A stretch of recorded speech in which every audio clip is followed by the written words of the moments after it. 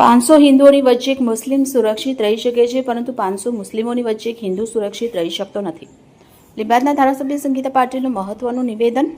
લીંબાદમાં હિન્દુઓની હિજરત મુદ્દે બતાવ્યા આક્રમક વલણ.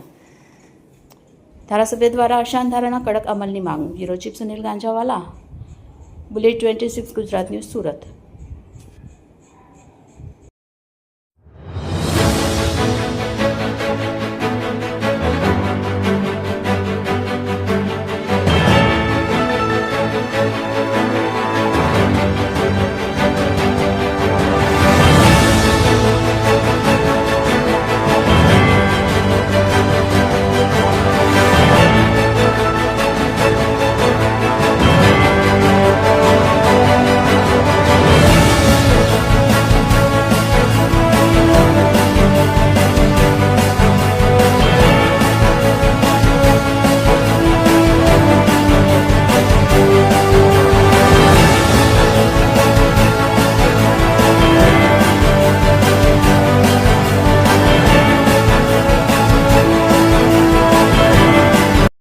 હિન્દુના વસ્તીમાં જ્યારે એક મુસ્લિમ સુરક્ષિત રહી શકે છે, ત્યારે 500 મુસ્લિમના વચ્ચે એક હિન્દુ કેમ સુરક્ષિત નહીં રહી શકતું? આ પ્રશ્ન મારો હતો. અને સાથે સાથે જે આ અશાંતધારાની ફાઇલો પાસ કરવામાં આવે છે, એમાં પર કડક કાર્યવાહી કરવામાં આવે.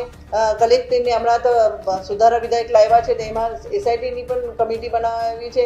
એ પણ કમિટી સારી રીતે તપાસ કરે અને પછી જ એમને મિલકત વેચવાની પરમિશન આપે. આવી ઘણી બધી સૂચનોની સાથે સાથે મારી ચર્ચામાં મેં ભાગ લીધો.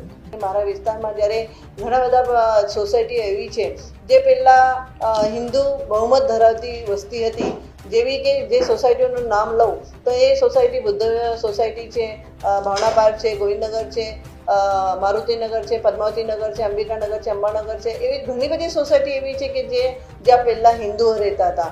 હવે નામ શેષ ત્યાં હિન્દુ રહેતા થઈ ગયા છે. તો એક બે પરિવાર ત્યાં બાકી છે. એક બે પરિવાર બાકી હોય તો એમાં એમને કેટલા શારીરિક માનસિક ત્રાસ આપવામાં આવે છે. એમની જે વેદના હતી એ વેદના એ લોકો જ્યારે મને મળતા હતા ત્યારે કહેતા હતા કે આવો જે અમને અશાંતધારાને લીધે, અશાંતધારા લાગુ કરવાને લીધે અમને આ વેચવા પણ મળતું નથી.